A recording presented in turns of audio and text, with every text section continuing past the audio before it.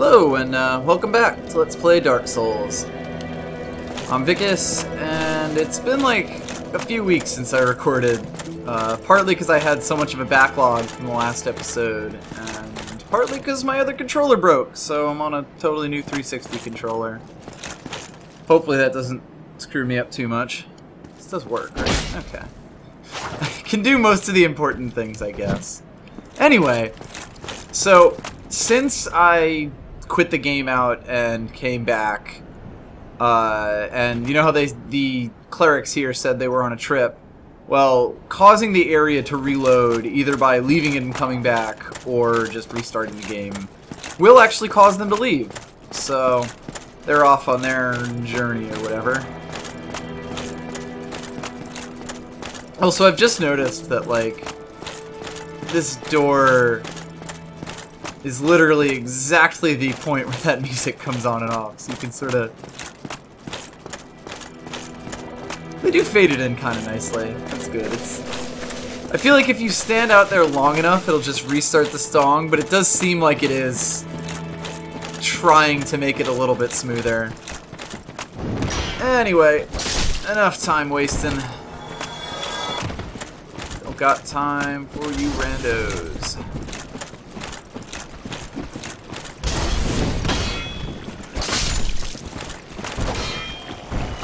There we go. Now we're Dark Soulsing. Of course I'm gonna cut out any moment now. Okay, here we are at the entrance to the depths, and one thing I immediately noticed is that I'm clearly online again, because yeah, this is a player message. I have no idea what was the deal with that. Like, I guess last time I just wasn't connected to a server, even though the game thought I was. Anyway, let's go explore the depths that we opened up last time. I guess I kind of just spoiled the name there, but whatever. This session's gonna be a little bit weird because I'm gonna be showing off some of the like the way that a good Dark Souls player would normally play this section is basically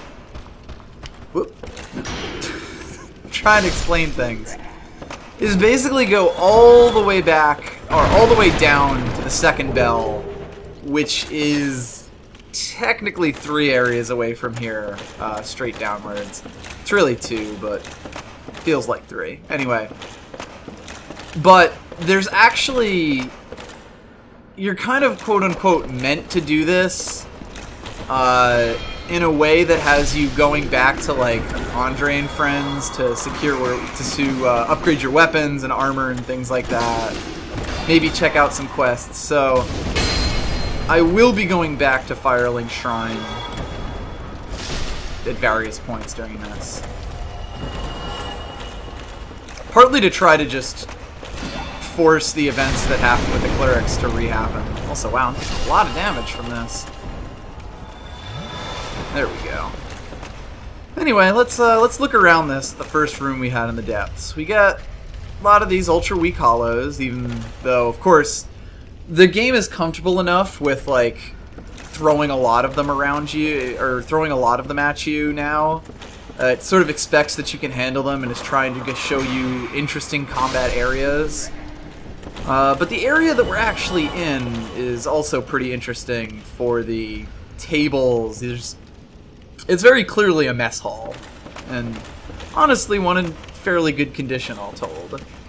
And one thing that your eyes are kind of immediately drawn to when you enter in this place, in fact it's framed, yeah, perfectly as you walk through this door here, is that fellow over there. And admittedly, at this point, you really don't know, you know, like it looks like it could be an NPC. It also looks like it could be an enemy. And it does really draw your attention over to that butcher-type fellow. Now, if you're not really paying attention and you think that might be an NPC, you might just, you know, have your camera on this and totally not notice the very subtle camera tell that they have with the dog here.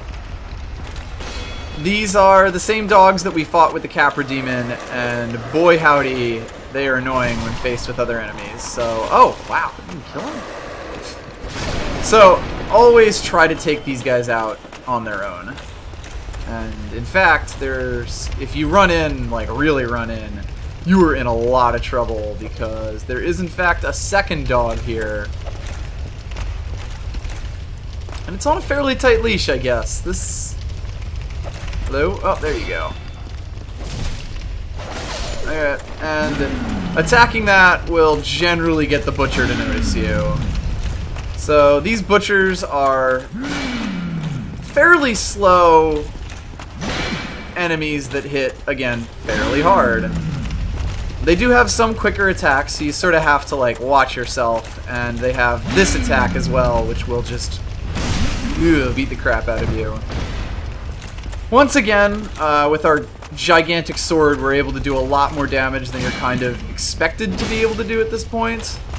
And because he attacks so slowly, there's... oh dear. There's ample opportunity to backstab.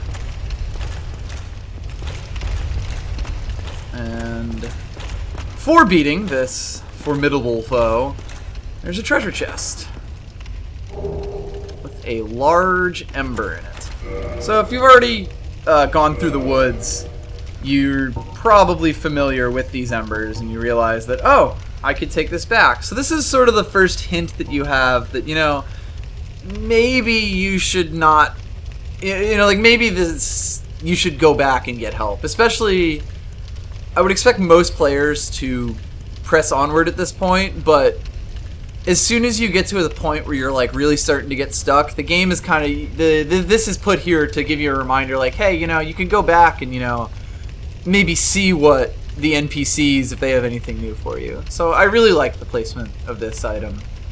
Large ember. Ember required for weapon ascension. Large, high quality ember. Handled by the blacksmiths of Astora. So just a little hint that it's like, yeah, this is Andre, on the off chance that you have found some of the other ones.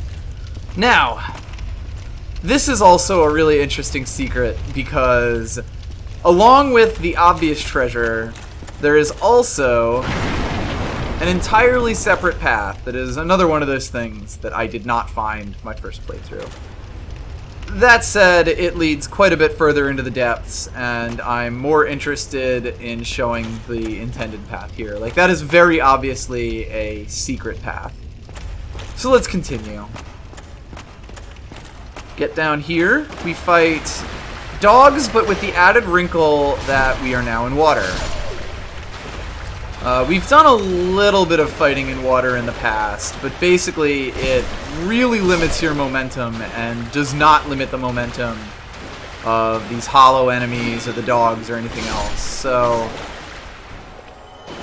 it's not a really difficult combat challenge, but it is definitely, you know, a new wrinkle in these kinds of things. And it's also the sort of thing where having this super tanky character that I've built so far is very useful.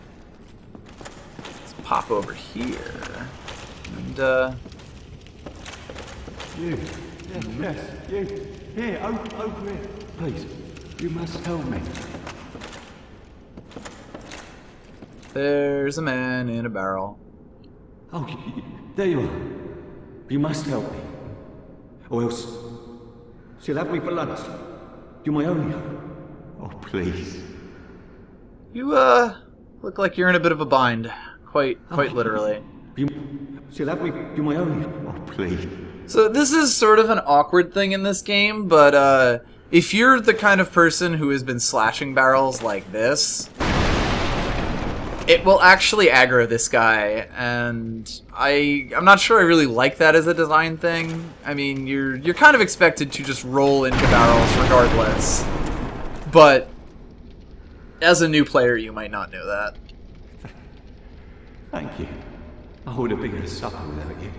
Been eaten alive. I shudder to think. Thank you. Thank you dearly. I am Laurentius, or the Great Swamp. I will not forget my debt to you. So, I'm not going to go too far into this, but it's interesting to note that he says she would have eaten me alive, and when it comes down to it, it doesn't really matter what she refers to, but there are actually like a lot of candidates, so I think it's kind of worth mentioning the ambiguity of a statement like that. Like, it could be the butcher that we just murdered, which is the one that makes the most sense, but the butcher looks male. I think there's actually like a developer thing that mentioned that the butcher was that they're actually female. I don't know. It could also be an NPC invasion that ends up being a lot further into the next area. It feels to me sort of like that NPC, Maneater Mildred, was kind of meant to be a lot closer to this part, but then got moved a lot later, but honestly, I'm not going to really speculate too much about that. Do you have anything else to say? Oh, hello there. I'm fine, thanks to you. Okay. I thought you had one other line. Oh, hello there. Nope, I'm fine, guess not. thanks to you. Alright, well, this is Laurentius. He has a shiny hand that looks pretty cool. And he's going to make his way back to Firelink Swamp, or Firelink Shrine. He is from the Great Swamp. So, that's that handled. Laurentius is a very important and useful NPC. This is another really good combat encounter, because you'll be running through this way, and all of a sudden, if you weren't listening for it, you will be attacked from behind by a second butcher. Oh dear. Whoops! Wow, I could tank that. I'm actually surprised that didn't shake me, because I mean this guy is just powerful, really powerful hits. So basically this butcher was hiding in a little crevice, and you can actually see them from the upper floor. Yeah, up on those rafters up there. So, like, if you're in the lunch type area and you look up onto that platform right there, you will actually be able to see this butcher and see this combat encounter coming. So I really like that setup. This one will also always drop a sack. I don't know why I said that like that. A sack! And... yeah, there we go, all the way at the bottom. Blood-stained patchwork sack by the undead man-eating cook lurking in the depths. 2 eye holes have been haphazardly cut out. It is unexpectedly soft and comfortable to wear, but it is probably near meaningless in terms of defense. Not related to anything, but I really like that item's description. So, now you got the Ember, now you got Laurentius. The game is really kind of saying, hey, go back to Firelink Shrine once you get the chance. But, of course, we're not going to do that yet. Oh ha, this is her ragdoll from up the stairs that we entered. It must have just fallen out. That's kind of funny. Onward, we end up in some water, and we end up with an item that, by this point in the game, you have probably developed the sense to not just go for, to be like, there's no way that this isn't some sort of trap. But, you know, if you're not really, if your head's not in the game, you may not realize that there is a giant slime about to fall on your head. So, these enemies don't really do a ton of damage, but they do have a buttload of defense. Or at least physical defense. Oh yeah, and whoop! Hello there. The reward, as it is for most traps, is a mostly useless item. Always a nice touch on their part. Alright, this water is also just deep enough to make you have to walk through it, so you can kind of expect, if you look up, to see that new enemy type. So I quite like that encounter design.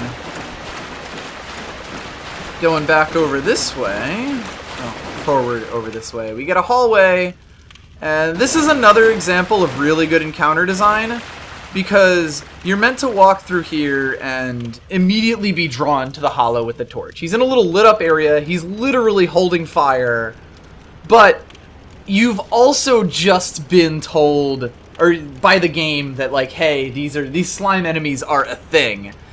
and you're obviously going to be super on guard. So once again, the game rewards you for recognizing its own design by giving you this hallway where it's really easy to notice these slime things. Ooh, that one almost fell on me.